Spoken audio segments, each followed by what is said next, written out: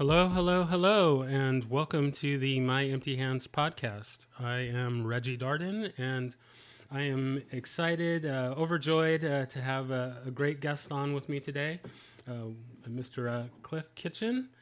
And Mhm. I'm really excited in that, this podcast is focused on Kempo, but of course I want to hear from all martial artists, Right. and uh, I'm really excited because I have Cliff, or excuse me, Mr. Kitchen has been featured on a show called Kiddie Kai, and if you guys have not, guys and gals have not seen this show, oh my goodness, watch this show. I so in love with it. It's for those that are not familiar with it. It is a reality show that's focused on some martial artists and they're kind of I don't know. I guess you could say rivalry, healthy competition between a few schools, and there's just some kind of interesting interactions between the various teachers that are featured on it, and yeah, it's very very interesting to watch and fun to watch. We've been involved in the martial arts as long as I have, and uh, so yeah, definitely check that out. It is you can find it on Discovery Plus, or Yep. Max, or Yep. just do some due diligence and take a look for that. But Cool. yeah, I'm going to kind of do this a little bit different than I usually do. I usually kind of uh, go over my background, but you guys and gals are not here for me. We're here for the guests, so I'm just gonna say that I have advanced ranks in Kempo, American Kempo, and Chinese Kempo, if you want to get specific. And also have advanced ranks in Capoeira. And then I have not so advanced ranks in Taekwondo, Hapkido, and I also Right. did some boxing. So that's just my little bit, and we'll kind of get into more as we go along. But yeah, I'm going to turn it over to you to tell us how you got started in the martial arts. Where did your journey begin, and yeah, we'll just kind of go from there. Well, sure. I'm originally from Detroit, Michigan, and grew up. I'm 54 years old, right? So I grew up as a teenager in the 80s, which was really rough time in a lot of major cities. Detroit being particularly rough with all the drugs and stuff that was going on during that time. And my family, my father was he was a what you would call a hustler, right? So this is something that I mentioned in the TV show, and so we didn't live a quote unquote traditional, middle class lifestyle, and so I was always looking for some type of escape, like we do, right? As kids, you want to look for an escape from your day to day, and which was chaotic for me. It was unpredictable, scary at times. And so having something that I can cling to kind of take me out of that is what I did. So I probably 8, 9, 10 years old, I started watching a lot of martial arts movies, obviously Bruce Lee and all that, and Chuck Norris's and Jim Kelly. So some of those movies, and then we had a show on in Detroit at the time called Kung Fu Theater. It would come on at 11:30 at night on Saturdays, and I would watch that. Um, until I watched that and I watched some other stuff. But I watched that all the time. So all of the classics, right? Five Deadly Venoms, all that, and just kind of got into those movies and really was taken with the martial arts. And I think because it was such a contrast to the life that I was living every day, right? With all the crime, my father's out here doing stuff, and you see a hero roll in the town, or he's already there. He goes, there's the bad guys. He beats the bad guy, saves the day. Rides off to another city, do the same thing. So I saw those things and I was like, man, this is cool because this is nothing like what I see every day. So, and then obviously the fighting aspect of it, I was hooked. And so when I was, I think 11, 12 years old, I talked to my father about signing me and my brother, because I have a brother 3 years younger, signing us up for a martial arts class. And so he took us to a Taekwondo school. And just like they do, I mean, these guys have been Taekwondo guys have been running this thing for a long time. When it comes to the business end of running a martial arts school, right? They've got it down. And so we went in there, you know, we had the whole sales pitch, everything was good, everything looked great. Me and my brother were excited about joining. And then when he told my father the price, that was it, right? Didn't sign us up. So I continued watching the movies, all that. I was buying magazines, getting books. In fact, I have a book right now. I probably shouldn't say this. Now, well, I guess it's fine now because the library is not there anymore. But there is a library across from my school that I checked out a book on American karate, and it's stamped 1986. I still have the book in my office at home right now. So, Very I mean, nice. and so I had a friend that did Hapkido. You mentioned Hapkido. I had a friend that did Hapkido, and so he would share things with me, more use me as as like a Bob dummy, I guess, instead of anything else. But I would pick things up. I would learn. And back then, the magazines had, you have some prominent martial artists. It could be a movie star. It could be just a martial artist out there. And they would put, a page or two of, some techniques. It could be some grappling stuff. It could be striking, whatever. And it's step by step. And you could teach yourself these. And that's what I did. That's what I had until I joined the Air Force right out of high school, and that's when I took my first official martial arts class. Actually, I tell people it was at my first base. I took a Japanese jiu-jitsu class, but actually I was an Air Force policeman or security police, security forces, whatnot, law enforcement, and so we learned defensive tactics. All was there, and the basis for that was Aikido. So I did that. That was my first official training in martial arts is when I joined the Air Force.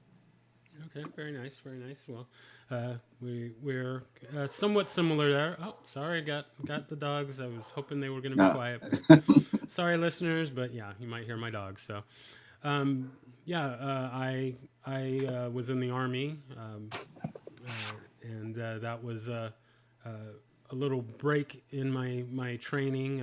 So I started at a Kempo school, and then uh, uh, after a few years, uh, joined the military, and so that's when I got to do uh, the training that they give you in the mhm, in the military, kind of your basic fight training, combat training, right.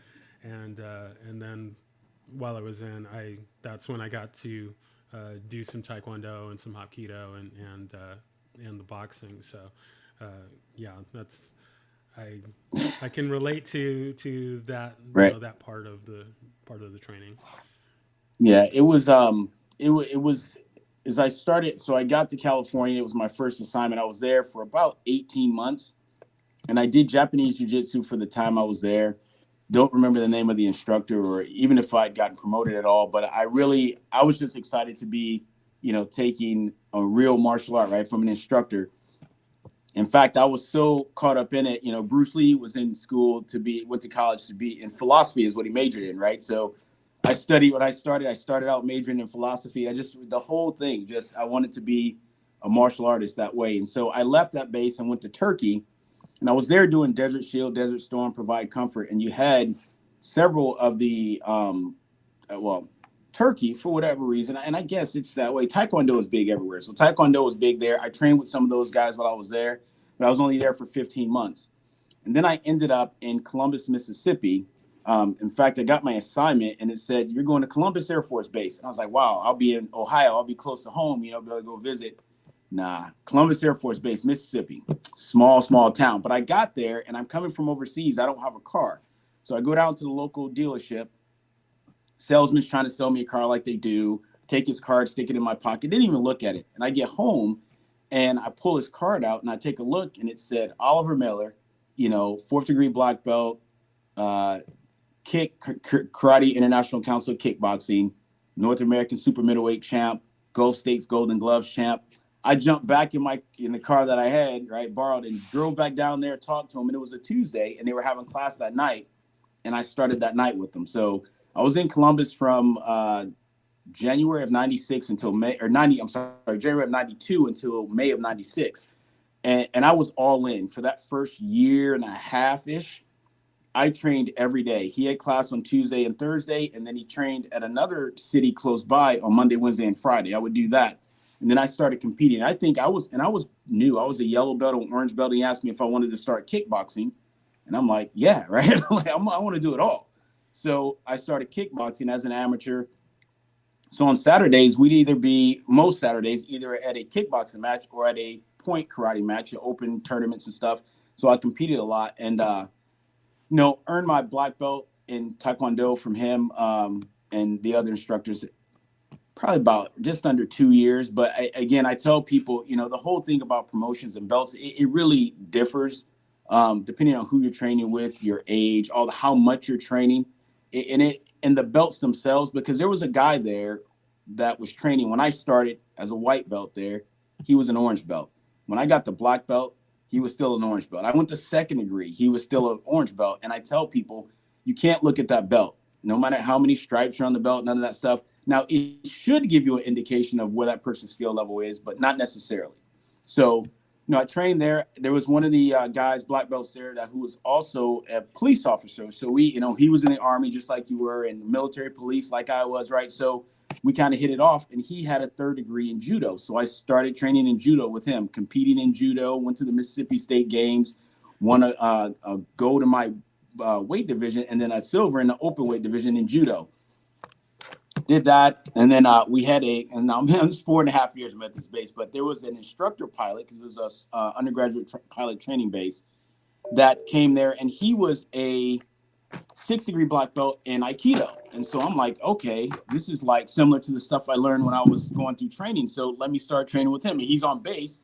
So I'm like, great. So I started training with him in Aikido, did that. And I kept training in all those systems until I left there in May of 96, went down to teach in Texas at the police academy I went to. And so taught there. And then I was the guy teaching defensive tactics, right? I was like, this is crazy, but it's cool. When it was time to teach that portion of the curriculum, they pulled me up and I led those classes. And I was like, this is awesome, man. So I stayed there about 4 years, left, let me back up, because when I got to Texas, I still trained myself. I got back into Japanese jiu-jitsu and started training in Kali a little bit more than I had been prior, because I did a little bit when I was in Mississippi. But when I got there to San Antonio, started working with some Kali instructors, Japanese jiu-jitsu. And there was another instructor there with me. Him and I are still good friends to this day, right? 30 years later. He had a brown belt in judo, but he also had a blue belt in Brazilian jiu-jitsu, right? I knew about it, right? Because I'd seen the UFC at this point, but I didn't know much about it. And so he introduced me to Brazilian Jiu-Jitsu. I did a couple of seminars with Carlos Machado up there and whatnot in Austin, because he had some students there because he's up in Dallas. And again, Kaju Kimbo, there was another instructor doing Kaju Kimbo. So whatever I could, I tried to absorb as much as I can from whoever I could, because being in the military, as you know, you're traveling around a lot.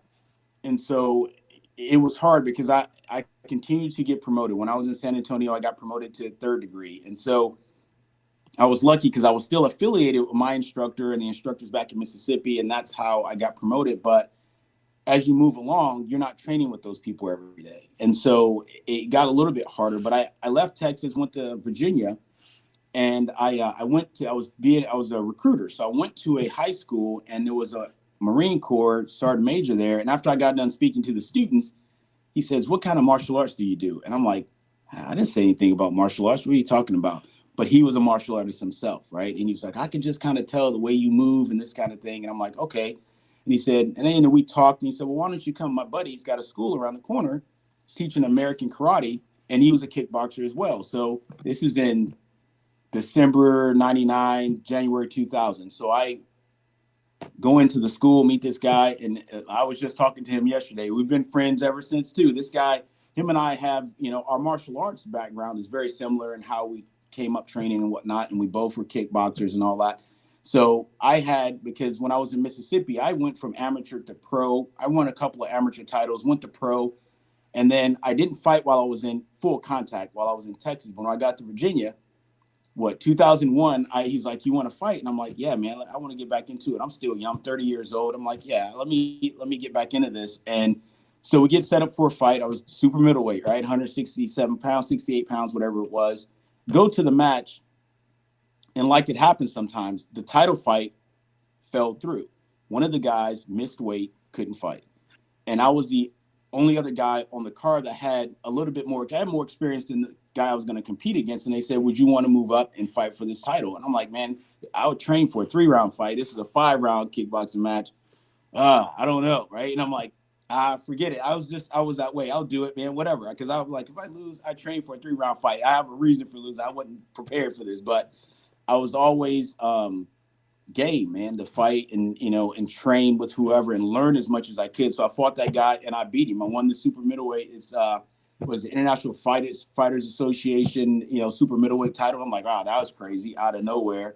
And I continued to fight a few more times while I was there and trained with my buddy in American karate, met some folks like Jerry Pennington, who is the one that actually promoted me to 6th, 7th, and 8th degree, but he fought with, Joe Louis, right? Very nice. And who else? Yeah, because everybody knows Joe Louis, right? Father American Kickboxing. In fact, one of the guys, so I won that title. One of the other guys I fought, his name's Phil Maldonado. He's the president of the Joe Louis Association right now. And I fought him, and Joe Louis was working his corner. And I beat him. I broke his nose with a sidekick, but I beat him because those guys, they're like Terminators. You can't knock them out. But I beat him, and I'm like, this is crazy, right? The father of American kickboxing is working the corner of this guy, and I beat him, right? And he's the president of his association now. So this is one of his top guys.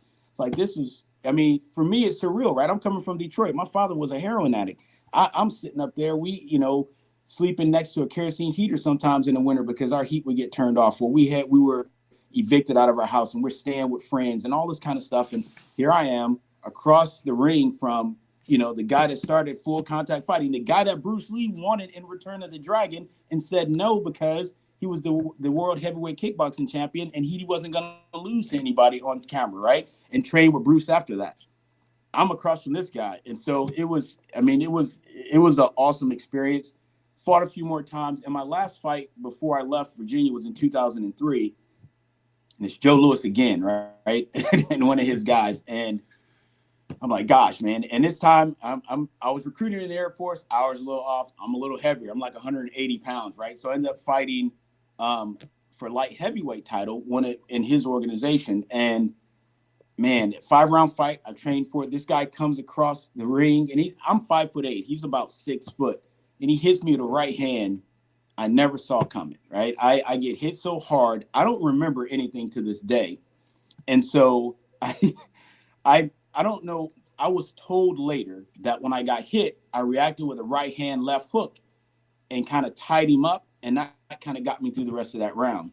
And I went out in the second round, fought, came back into the second round. And my buddy that I met who had the American Karate School, he was working my corner along with one of the guys that I train with now, who's an ex, Green Beret. And we can get into that, the stuff that I'm doing with him. But we, because there's more self-defense based stuff, which is my focus in martial arts anyway, self-defense. But they're working my corner. I come back at the end of the second round. They dumped the water all over my head. And I got told then because your nose was bleeding in the whole second round. And I'm like, what? And they didn't know how it reacted to seeing the blood if they wiped it. So I'm like, it didn't bother me. But okay, that was cool. I thought I wanted to drink the water when you dumped it on my head. But I went back out after getting some corner advice from, Jim West, who's my other, the Green Beret instructor that I train with now. He, it's like, listen, he's tall, he's long, but he's coming straight ahead. Hit him with a front leg side kick to the body, drop down, hit him with a right hand left hook, and then spin him around because then he's going to be, disorientated based on that. And probably 80% of the rest of the fight, that's what I did. And we ended up breaking his, it would be his left cheek with, his right cheek with left hands because he kept walking into it. And it was, and so at the end of the fight, I go up to Joe Louis, we take pictures and stuff. And he's like, I know what you were doing. And I'm like, what? It's like, you kept on hitting him and then moving him and stuff. And I go, and I told him, I heard a long time ago watching boxing, I heard Sugar Ray Leonard say one time he wanted to leave the ring looking the same way he did when he walked into it. And I go, that was my goal. I didn't want to there were times I didn't, right? You get hurt, but I go, my goal was to hit that guy and not get hit. So yeah, I'm going to move him around. I'm not going to just walk ahead and trade punches. That's silly. No, I'm not doing that. But, and so that I was at that point, I think I was a 4th degree black belt, Taekwondo. And then I moved from Virginia to here in North Carolina. I lied. I went to Florida first, and then I retired out of there. I just trained. I trained folks, and I didn't do any fighting or anything while I was in Florida. Retired from the Air Force. Moved back to Virginia as a pharmaceutical rep for a little bit in the Tidewater area, a year. That's it. And then I left and came here to North Carolina and started. I just actually here I was a fourth degree. I decided I wanted to teach, so I was teaching at just a small club at the amenity center in my neighborhood just for fun. And it started to grow, and I was like, you know what? Maybe I'll go ahead. I'm retired now. I'm not going to move if I don't want to. I'm going to go ahead and open up a school. So I did, and for 2 years, from 2013 2015, I would go teach at Air Force ROTC at this high school from 6:15 in the morning to 2:15 afternoon. Open up my dojo at 4:15 and teach until 8 o'clock. And I did that for 2 years. And then I, talked to my wife and I said, I think I want to do this thing full time and just teach martial arts. And so since January of 2015, this is all I've done is teach martial arts. And I've got a few other things that I do. And I don't have an after school program like I mentioned before. I get it and I understand it. There's a need for that. It's just not my focus. But I am down here in NASCAR country, so I have several NASCAR folks that I train, privately and whatnot. So I supplement not having a after school program with that, and teaching a few other things here. So that's kind of my journey. And in that time since I've been here, I went from fifth to sixth, seventh, and eighth degree. So now still have a fifth degree in Taekwondo, but I have a seventh degree in American Karate, an eighth degree in American Burrito style karate, which is another form of American karate, and then an eighth degree in American extension fighting, which is my Jim West, the instructor that I train with now, introduced to me by my buddy in Virginia, Roger Dabney, because they've known each other for 40 years. I've been training on and off with Jim for about 25 years, and his system, he was also black belt in many different systems, 10th degree, all that, but his was, experience-based learning, right? Being Green Beret and all that kind of stuff. So that's who I'm training with now, most of the time. And, that's where I'm at, man. Just, trying to get better every day. Excellent, excellent. I really, oh my goodness, I really love couple things that came to mind as you were telling your story. One, I just loved how you were just all in. Uh, Much like me, I grew up watching kung fu theater and Right. black belt theater and all the different movies and whatnot, and didn't get to train initially when I wanted to. My father would not let me do it. Right. I can't verify this story, but he told me that he used to be a bodyguard for Muhammad Ali, Oh, and wow. he said that at the time, martial arts was getting popular in the United States, and he said the other guys that he was working with were all talking about, oh yeah, I'm learning this karate stuff, and I can pull a guy's heart out and show it to him while he's still breathing, and that Right. sort of thing. And so he had it in his mind that the martial arts was all about killing, and so he just would not let that Right. happen. Yeah. So It's, that's, it's funny you say that. I tell folks, my mother used to tell me, because both of my parents are gone now, but my mother used to tell me, don't put your feet on people. That your feet are dirty, right? This, that, and the other. And I'm like, man, if she could see me now, right? Like this guy, yeah, I've won kickboxing titles and I've won all these different turn. I mean, I still compete now. We not full contact though.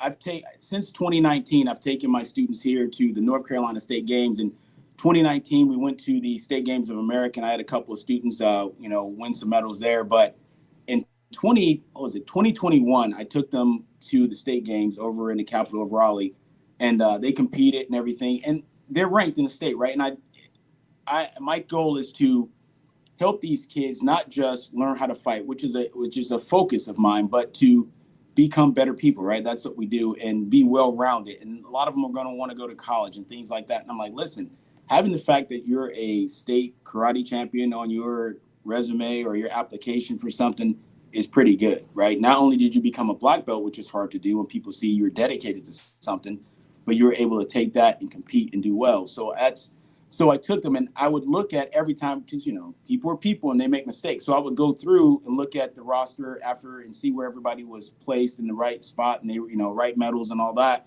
And I saw that they had a guy my age that competed, right? But it was only one person. So he didn't compete anybody. He just won. So the next year they headed in Raleigh. I'm like, I'm going to sign up. And primarily for my students, because, we teach them a lot and we tell them you should do this and why. And we give them all this stuff, but they never really get to see us put it into practice. They do on the floor, but it's different, right? And so because you're the instructor, typically you're going to be better than everybody else in there anyway. So it doesn't matter, right? That's all they're used to seeing. You're the top guy, but to see you compete against someone else and do the things that you're teaching them to do, I thought was a great opportunity. So I did that, won the gold, and then I went back to the games in 2023, won the gold again, and then I did it this year back in June, won the gold, but I I hurt my shoulder, so I've got this impingement syndrome thing going, and ended up the guy ducked and he came up in the pocket of my shoulder with his head, and I'm like, so it stretched some. So I tore some tendons and stuff, I think, but no rotator cuff injury, nothing like that. But I still thought it was important for me to demonstrate to my students, right, that I'm not just telling you this. I walk the walk, talk the talk, walk the walk type deal. I want to continue to be able to do this well into old age. People say, you plan on teaching until you're, 70, 80 years old. If I'm able, absolutely, I'll plan on doing it. Hopefully when I do go, it'll be on the floor, right? Like he's trying to teach us some grappling stuff. He's laying down, but he's not getting up. Yeah, that'll be it, right? So Exactly. Yeah, I like to say that I'll stop. You can stop training 10 minutes after you're dead. So right, yeah, no doubt. I listen.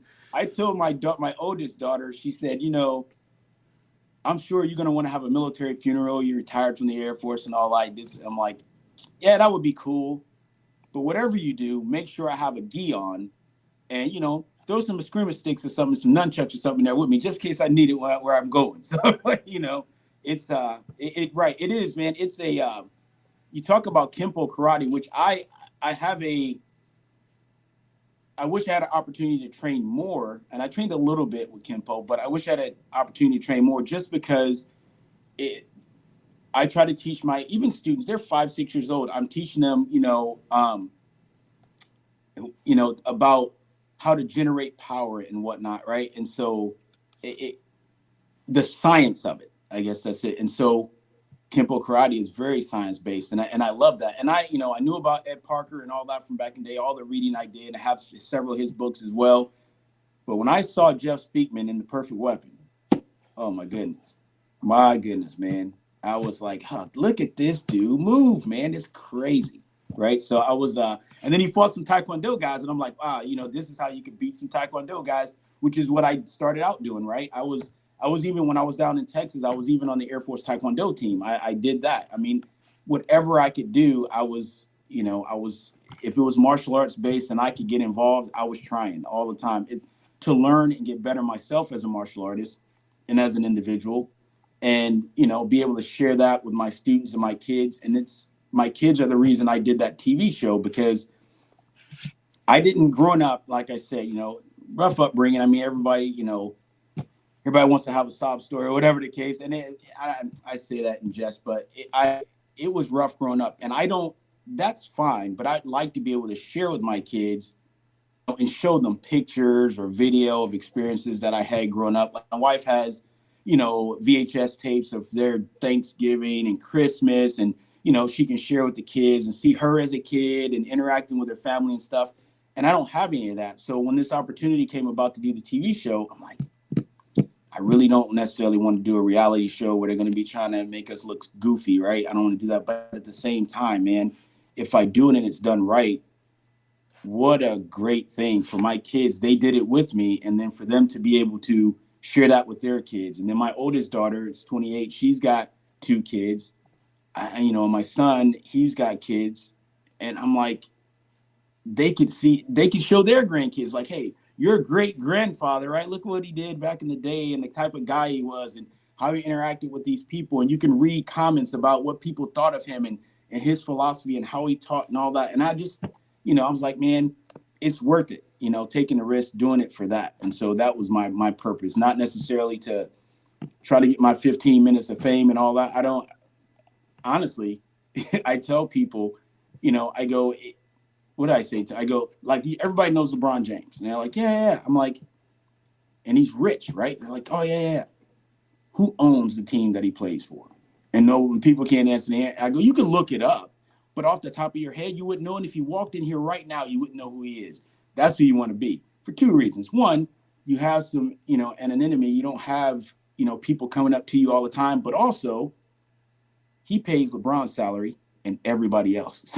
You know what I'm saying? So yeah, you want to be that guy. So I don't care about that so much as far as being in the public eye. I know I have to promote my business and whatnot, so I'll do that kind of stuff. But the other stuff, I mean, if there's an opportunity, great. If it's not, I'm not going to lose any sleep over it, and I'm not seeking it out. So Very nice. Yeah, you definitely hit it on. I'm glad that you mentioned the Kempo side. I know we had talked before.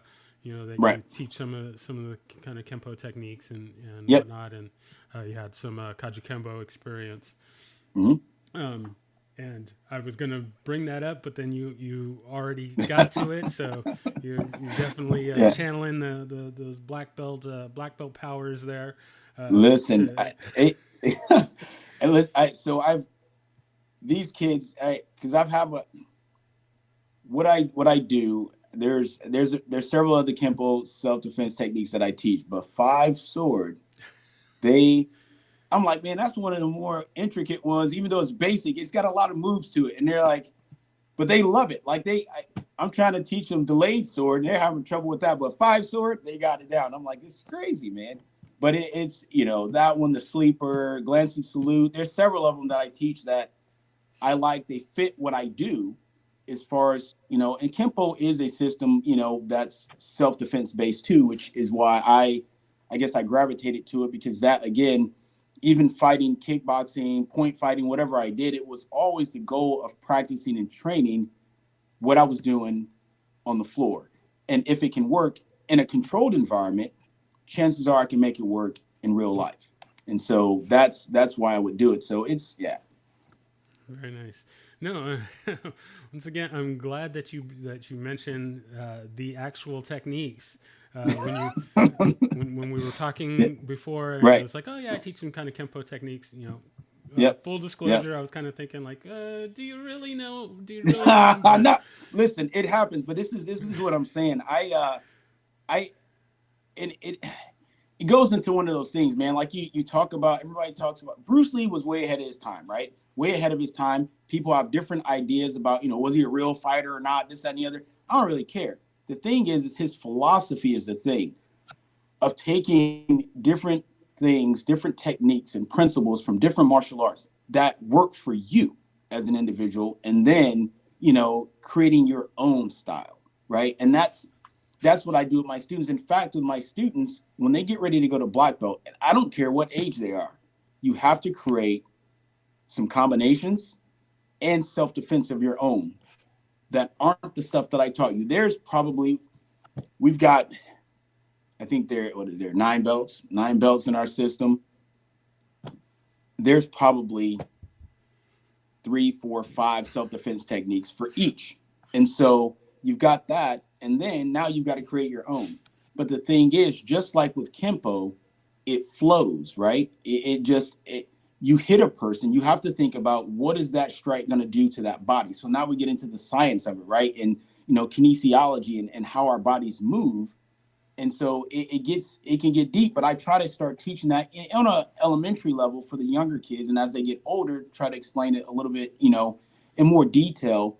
But it's important to understand that. And you take that stuff. It doesn't matter where it comes from. Just like Bruce Lee said, I sit here, feel like I'm, like, oh, this dude's just a Bruce Lee lover. But it works. If it works, it works. It shouldn't matter who created it, this, that, and the other. The idea of, if you want to learn to defend yourself, you have to. Every system is limited. Boxing is limited because there's no grappling, right? Taekwondo is limited because there's hardly any hand strikes at all. It's just you have, different limitations. And so but there's good things at range. a kicking art like Taekwondo is good. That's why Bruce Lee trained with Jun Ree, right? In Taekwondo to learn how to kick, right? And he trained with boxers to learn how to box and the boxing footwork. All of those things are important, and you need to be able to, do that. And, mixed martial arts shows you that today. There's guys, you have to be well rounded. You can be great. Like, I've got my favorite fighters like everybody else, but some of my favorite fighters aren't as versed in all ranges of fighting. They're just really good, and they keep people from getting to them with the range that they have.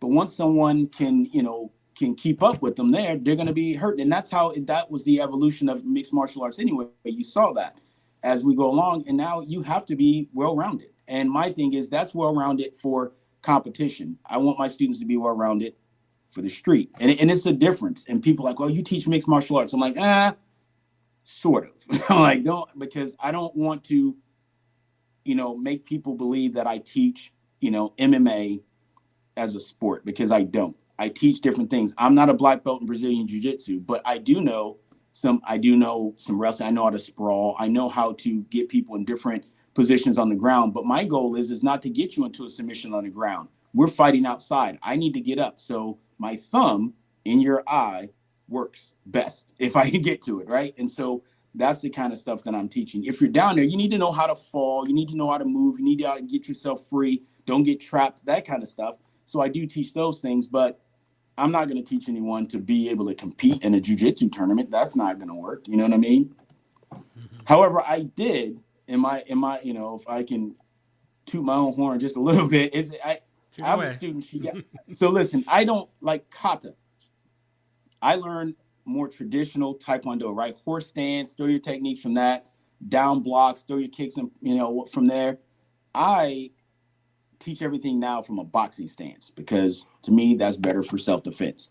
Well, I got away, and I used to teach bow staff and and katanas, and I would teach nunchucks and all that. Got away from all that. All I do now, and I will, if they want to learn it, I'll teach them some stuff on the side. Go home and work on it. Come back, I'll give you some more.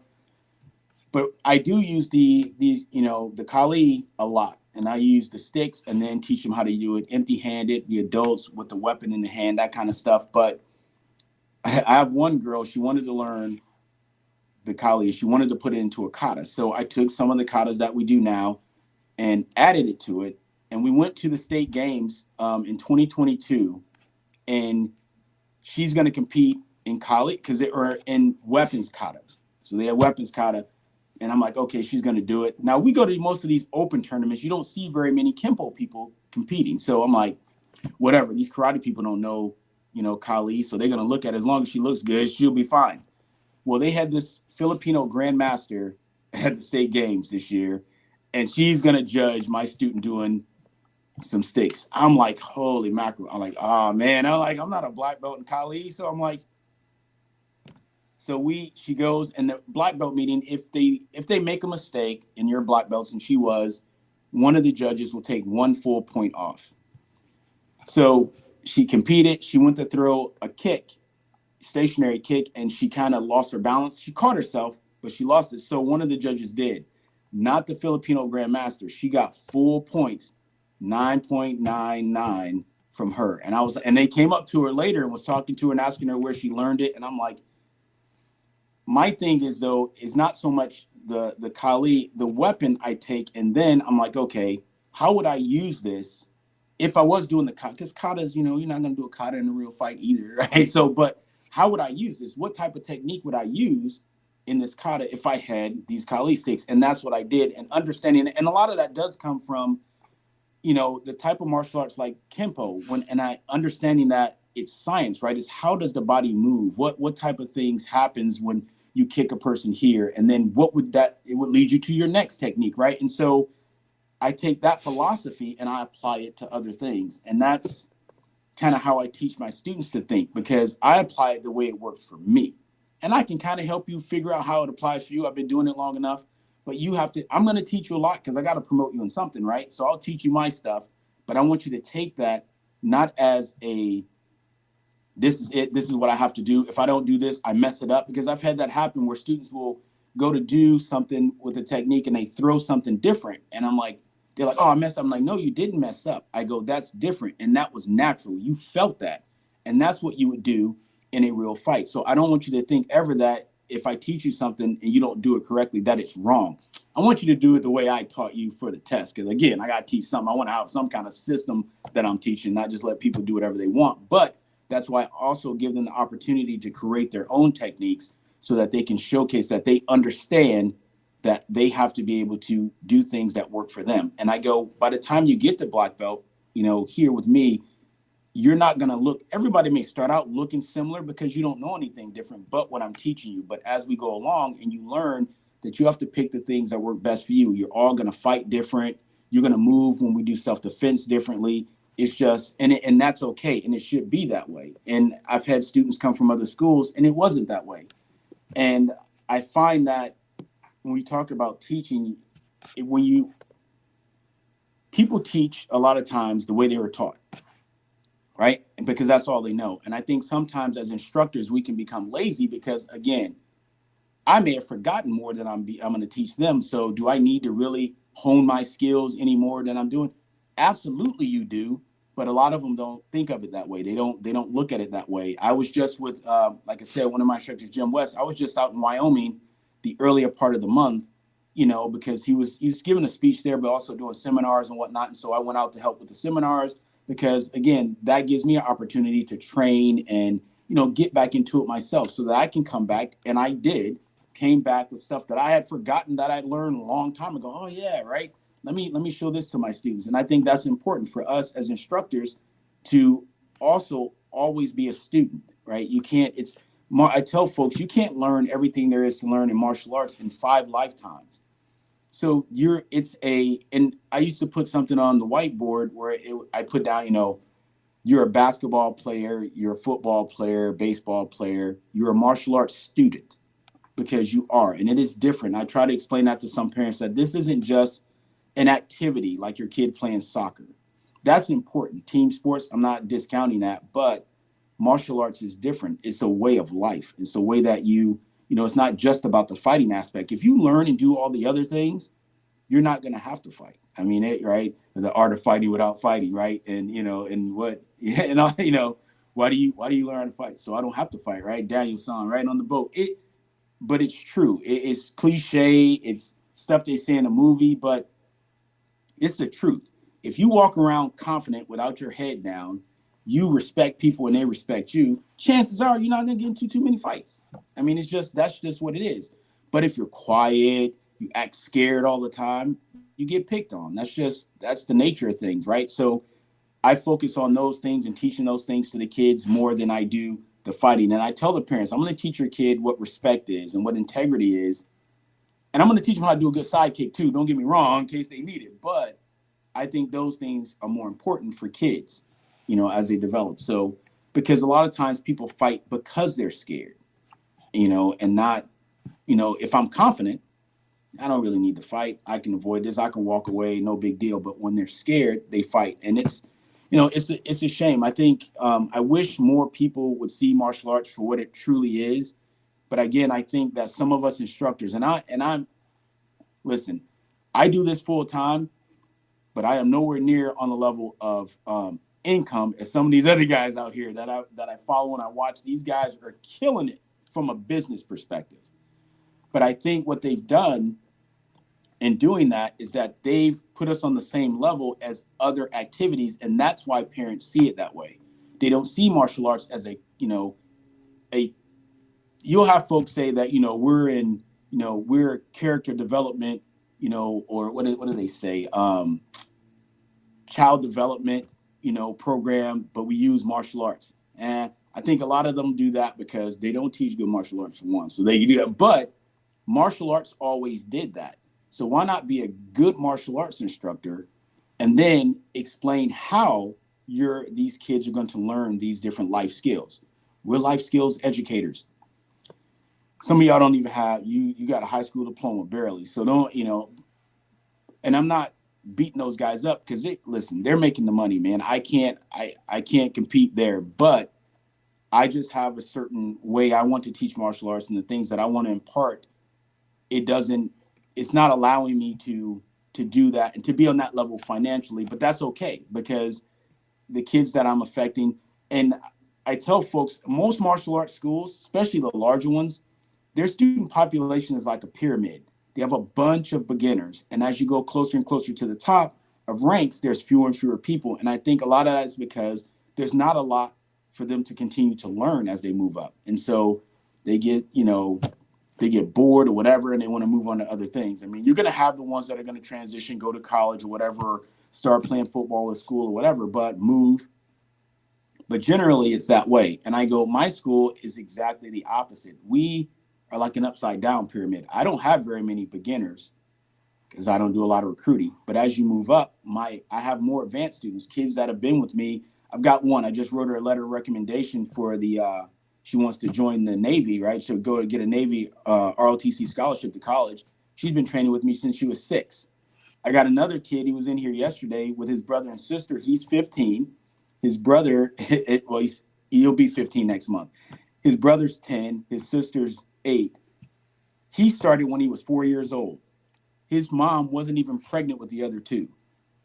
And I don't do contracts. A lot of the bigger schools making all the money, they do contracts. I don't, because I want people to come because they feel that they're still getting something out of it. The parents feel there's still value for their kids training with me, and I'd rather do it that way, right? And then you don't feel like, well, I got to keep going because I have a contract. Nope. If you want to quit, just let me know. I asked 30 days, but if you don't give it to me, I mean, what am I going to do? I'll have a contract, right?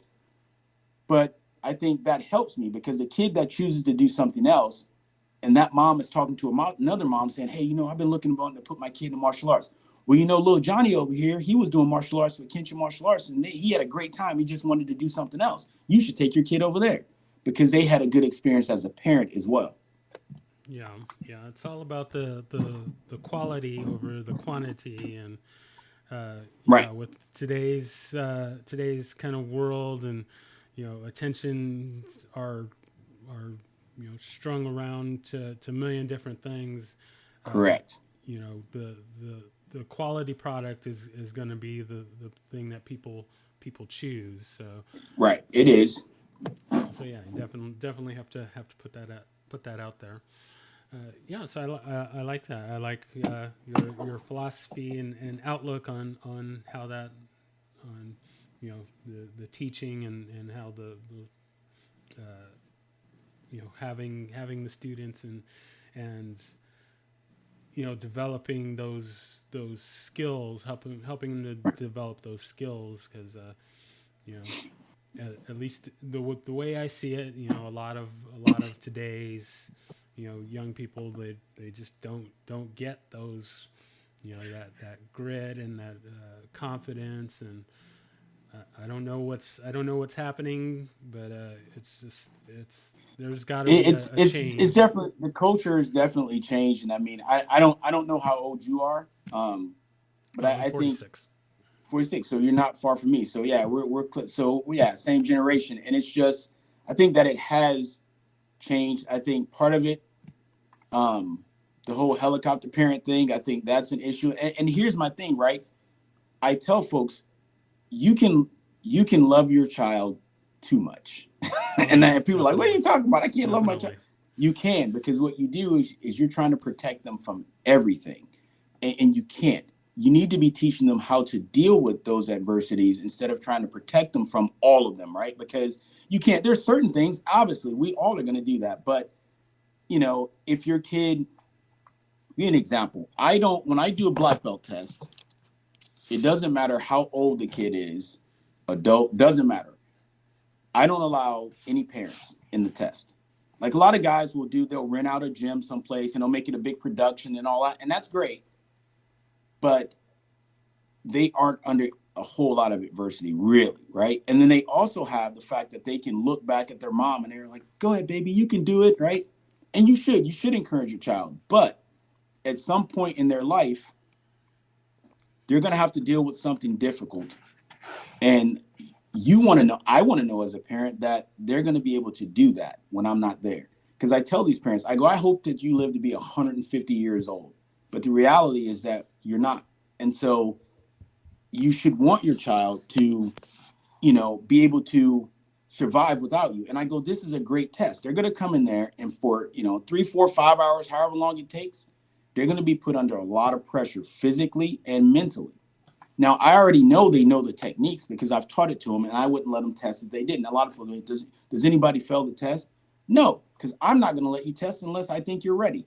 But it's not just me. You have to think you're ready. If you don't think you're ready, then you don't do it. And even on that day, I tell them all, you can choose to walk out of here right now. You don't have to do it, but you can fail. And the only way you're going to fail is if you quit, right? And that's it. You got to keep going. You're going to be placed up against a lot of adversity, and you're going to have to fight, and you're going to be like, man, I can't keep going. Keep going anyway, right? Because you won't always be able to stop. And I think a lot of parents appreciate that. And then when they come back, because I do allow them to come back before I tie the belts on and all that, because I make them all write a speech as, first degree, what your journey was getting to martial arts and all that. And so they do that, and I have the parents watch them do that, break some boards, and then I'll tie their belts on for the first time while they're still sweaty and nasty. And I think that being there to have experienced that part with them is great. There's a lot of tears most of the time, and more so from I did it, right? I didn't think I could, but I did. And it changes you, and it changes their attitude about life. And so for me, that's, as an instructor, that's the cool thing, right? Like, hey, I know what adversity is growing up, right? I know how, and I know these kids, parents are not the way they're not like my parents, and these kids aren't growing up the way I did. But if I was able to take martial arts and, go into the military and be successful there and retire and win a bunch of awards and do well in martial arts and win titles and medals in martial arts and all that, then what can they do, right? They've got a support system that I didn't have. And so how far can these kids go in life? And that's, so that's exciting for me, especially with the martial arts part when I'm in here and it happens. And you'll see that as an instructor one day, and it's different for them all, right? Some of them, it happens right away. Some of them, it doesn't happen until after they're black belts. But one day, if they train long enough, it's going to click and you're going to see it clear as day as an instructor. That kid has got it, or that adult's got it. That team, they've got it now, right? And now they can really start learning. And it's such a rewarding feeling that, don't get me wrong, man, I have a family too. And would I like to be in a place where I can fly my family to Europe whenever I felt like it for vacation and stuff? Sure. But, instead I'll go to Orlando, right? And go to Disney World, freaking, Universal Studios or something. Still have a great time, still have, build memories with my family, but I'm also able to change people's lives at the same time in a meaningful way. And that's important to me. Yeah. No, yeah, the teaching side of it, So I taught taught and still trying to teach capoeira for many years. And Nice. yeah, it's a labor of love, Yeah. you're really passionate about the art, you're really passionate about people, you're just gonna do it. There are There's a small owners that don't make the big bucks, and right. are scraping by, but they But it's do all it right. for the love. Yeah, they do it for That's the love. right. That's right. And so, and the you talk about capoeira. Mark DeCoscas and Only the Strong, right? So Mm-hmm. I've got, my wife's like, you're like a freaking library of these movies and stuff. I go, I've seen them all multiple times, right? And there's a kick, and I don't know exactly what it's called, but you would if you're standing on your lead foot, you would step over, place that rear hand to the floor, and you come back with a kick with that lead foot, right? And generally it looks like a hook kick, but at an angle, right? And I'm not sure what it's called, but I love that kick, and I've taught it to several of my students that are really good kickers, because I go, if you can catch somebody with this, it's almost like the Kyokushin kick where they sacrifice themselves and just throw their butt, but without doing that, right? You can still fight, if you do that with capoeira. But I love them all, man. It's just what's your favorite? All of them. That's my favorite. Any one of them that I could practice at the time, that's my favorite.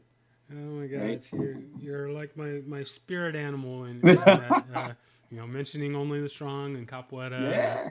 Yeah, that's my jam there, Yep. and so just for your information, and for the listeners' information as well, the kick that he's describing is what's called the meia lua de compasso, and it is that translates to half moon compass. Uh, and yeah, that's if capoeira was to have a signature move, the Melo Jicapasso is yeah, It's very that's the kick. distinctive. You definitely would recognize it from there. There's another actor, Capoeira Mastre.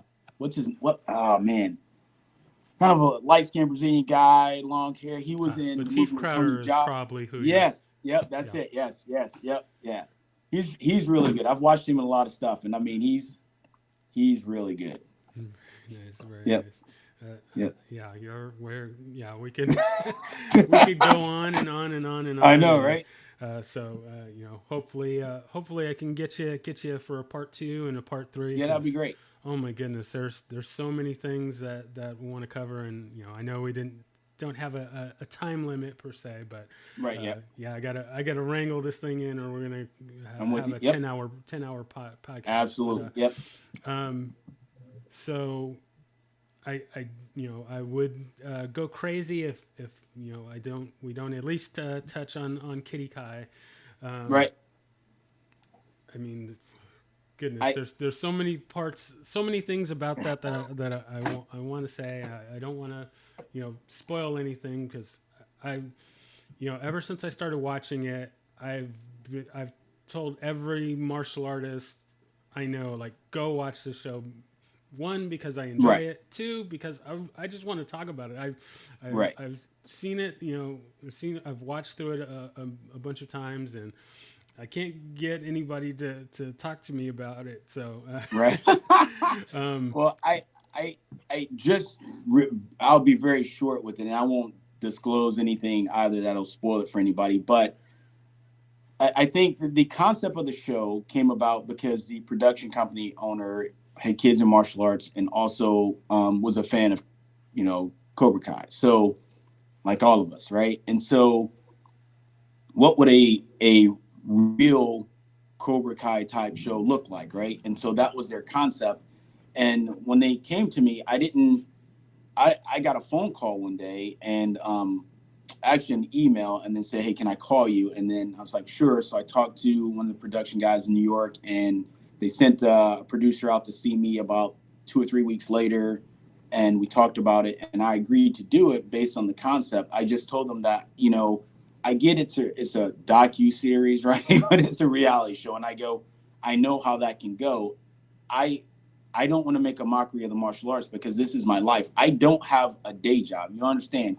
Teaching martial arts has been there my entire life, but this is what I do to provide for my family. So I don't want to make it look bad. I don't want to do anything that can hurt that, and I can't be the bad guy. That's just not my personality. It's not how I teach. And they were like, "Oh no, you won't be the bad guy. I promise that." And I'm like, "Okay." And so I agreed to do it. And there were some things, production wise. And again, if we do a part two of this, we can talk about in more detail that they wanted to happen, and they tried to push certain things. One being they wanted us to wear our uniforms the entire time. And I go, that's just not realistic, and I'm not going to do it. And so I think I was kind of a thorn in their side a little bit about keeping things more realistic and not looking like a goofy reality show. And I think my school, my students, my family, we came off that way for the most part. At least that's the feedback I got from people. Um, Folks from, I got a message from a girl in Australia about when I talked about the girls fighting and all that kind of stuff. And you know, that was really cool. I'm like, okay. And a lot of feedback from folks saying, hey, you did a great job, and whatnot. And, really appreciate how you represented the martial arts and the military and all that. And I was like, all right, that's cool. So that I did my job, and my kids will be able to look at this forever and be proud of me and what I did. And, yeah, it was good. It was the name itself. I was hesitant about, and I was against initially just because I'm like, come on, man, it's a ripoff, and it's saying Kiddie Kai. People aren't going to take that serious. And when I talked to the folks at Discovery, they said, listen, these folks spend a lot of money doing these studies, trying to figure out these names. And I'm like, okay, guess y'all know what you're doing. And later, after it came out, when you Googled one, the other would come up somehow. And I go, that's what they were doing. They wanted to attach it that way. They were like, if there's not going to be any type of mark infringement on the name, they're going to probably do it. And they did. And I get it from, again, from a business standpoint, marketing standpoint, it makes sense. But, aside from that, I think it came off really well as a show. It's a good show to watch. If you're a martial artist, like you say, it's something good to watch. You see some folks, competing, see how people are. And I will be 100% honest with this part. And nobody was acting. I had people ask me, hey, the Kung Fu guy, was he acting? I'm like, no. I've seen it because he's local to me. I've seen him at tournaments, and he's exactly that way with his students. Crazy to me. I'm like that people would take their kids to somebody like that. But I get it. And even with him, like Kung Fu, you see old people doing Kung Fu, right? You don't see a lot of kids doing Kung Fu. Mm-hmm. And I'm like, even, he's got his issues, but he's made kids interested in Kung Fu. And I'm like, I wouldn't be that way. That's not my philosophy. It's not the way that I talk to my students and parents. But there's kids doing Kung Fu because this guy. So there's that, right? So it was a great show. You should watch it. That right. passion drives a lot of people and yep. inspires people. So right. There's you take the good with the bad. So that exactly. I can understand that. So and then with the name thing, I kind of follow a lot of the entertainment Hollywood kind of things, and right. Yeah, Hollywood is very, or the bean counters and all that. Yeah, they're all right. about what's going to get what's going to get the people's attention. And there's so many movies and things that were created simply because of the name recognition. Because of the name, exactly. Well, here's some I guess behind the scenes trivia for people that have watched it and for yourself. That name won out, but the runner-up name was Karate Dads. What? I know, right? Oh my that was goodness. That was the two finalists, right? Kiddie Kai or Karate Dads. Yeah, they picked the right name. I was like dance moms? No, man, we can't do that. So yeah, they definitely picked the right name. And then I told them, you can't do Karate Dads anyway, because I own a school, and the person that brings these kids are the moms 9 times out of 10, not the dads. Yeah. So. Excellent. But yeah. So yeah. Oh, yeah. No, that's huge. No, thank you for yes, that. Sir. Yep. Yeah, we'll definitely have to get into that more on 3 parts 2, 3, 4 through right. 25. Right, that'll work. Work. Yeah, no, thank you so much for that. So let's move to our lightning round here. This right, is sure. Going to be a little bit different since you're not full-time Kempo guy, but right. We'll just kind of throw it out there. So, first question being, do you have a favorite technique? Sidekick, and more all of them, but more specifically a spinning sidekick. Very nice. I like it. Okay. Do you have a favorite form or set? Now, you kind of mentioned that you're not really the form guy, right. but so yeah, and I will, and I do them. I can do them. It's just not my thing because it's not self-defense based, right? I mean, supposedly, but in Taekwondo, you have 2 schools. You have the International Taekwondo Federation and all of its branched out organizations and the katas that they perform. And then you have the World Taekwondo, used to be Federation, now it's just World Taekwondo, the Olympic style stuff. They have 2 sets of forms that they do.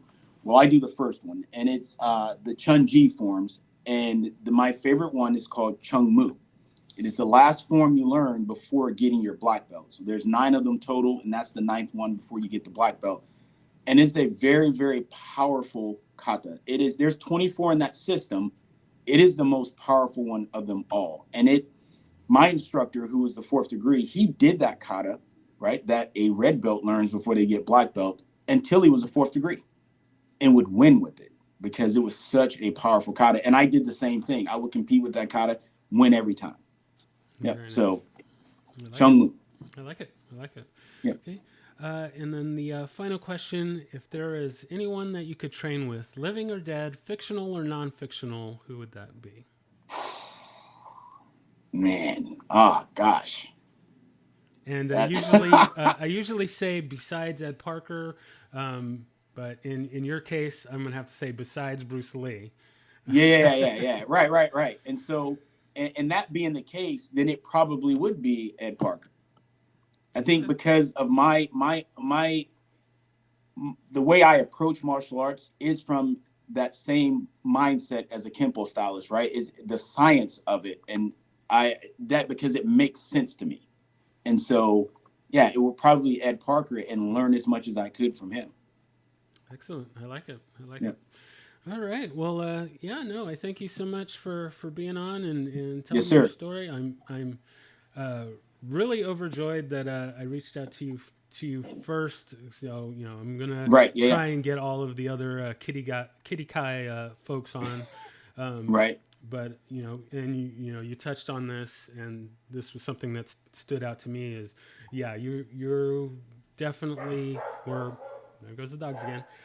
You were in a definitely did not come across in the same way that the others on the show did, and Right. it was much more positive, wholesome, way, Appreciate and that. not sensationalized and all of that. So Right. yeah, I really appreciated that, and I was like, you know what, I'm gonna try and talk to these guys, and so Yeah. you were the first one on the list. I was like, Well, I got to cool. get the wholesome one first, and then Yeah, that's cool. work my way Yeah. down. Nah, no doubt, right? No doubt. And yeah, and you know, John Chung is somebody that in fact, because they didn't put this in the show because they filmed a lot of stuff. They have Mhm. enough for probably another 6, 7 Oh episodes. yeah. I have a VHS tape of John Chung doing all of those Chun Ji forms Hmm. all the way, all 24 of them, and because he was known as the Kata King back in Yeah. the day, and so I've known of him for such a long time. So to be on a show with him, and he off camera, him and I talked a lot, and he kind of, I don't want to say took me under his wing necessarily, but he shared a lot of things with me because and to have the respect of somebody like that, again, for me coming from where I come from, is such validation for everything that I've done. That hey, I've done really well. I've done some good things. That I have guys like that that I've watched since I was younger, respect me and what I'm doing. And that, is such a humbling feeling for me. It's, and emotional, right, as well. So, yeah. Yeah, no, I pretty much fell out of my chair when he popped up because, Right. I the Panther production videos back in the Right. day, Yeah. Right. I was like, Exactly. oh Yep. my god, like I Yeah. couldn't believe, Yep. you see these reality And shows, it's like, oh, like they're gonna, yeah, people we he haven't heard messages of, and me then all the time. yeah, He invited us to his tournament every year. I just got the message the other day, but he invites because he has his tournament in January, and he invites us, and he says it's by invitation only, right? And I'm like, wow, that's cool, right? This guy John Chung is inviting me personally to his tournament, and it's an invitation only tournament. I was like, gosh, my students don't understand the gravity of that and what that really means, but I do, and I'm like, for what I'm doing, you know what, I'll sacrifice not being able to go to Europe with my family, right, yeah. to have that, because that type of legacy is more important to me, Very nice, very nice. All right, so Yes, now sir. is the time for shameless self promotion. So you can Yes, sir. plug anything you want, say anything else that you want before we close out, and yeah, you have the floor and the final word there. Yeah, well, I'll first start by thanking you for inviting me to come on. This is actually the first podcast that I've done, so it's great. And then talking about the show, it's something that I had considered doing myself. Taking clips from the show and maybe doing some, yeah, commentating on what happened and maybe some behind the scene. I thought that would be cool. But even doing something like this and just talking about the show, that I think that would be cool too. So I appreciate that and giving me an opportunity to get out and speak. But you know, if folks in North Carolina, right, and you're in the North Charlotte area, come and see us.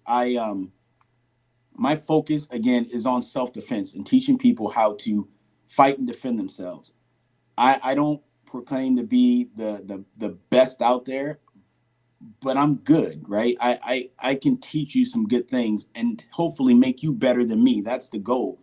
And like I tell folks there, and this is my philosophy since I was a kid, there's always somebody bigger, faster, and stronger. And it's something they mentioned on the show. You need to fight that person and let them know they had a fight, right? That's my thing. Like, you might beat me, but I promise you won't go away unscathed, right? We're gonna fight. And so, and that's just having that tenacity, not just for martial arts, but just in life and everything that you're doing, whether it's kids and they're working on their schoolwork, or you're trying to get promoted in a job and there's certain things you need. Go after it, man. Don't leave it all on the floor, right? And so if that's something that you're looking for, then come and see me. We might be able to do some things. So other than that, I mean, again, thanks for having me on. I really appreciate it. All right. Well, thank you again. I can't wait to get this out for everyone to hear. And yeah, thank you Awesome. so much. Yes, sir. Thank you for listening to My Empty Hands. If you enjoyed the show, please share it with a friend. If you didn't enjoy it, please share it with an enemy. If you'd like to be a guest, or if you would like to recommend a guest for the show, please email me at podcast@talkingkempo.com. Thank you.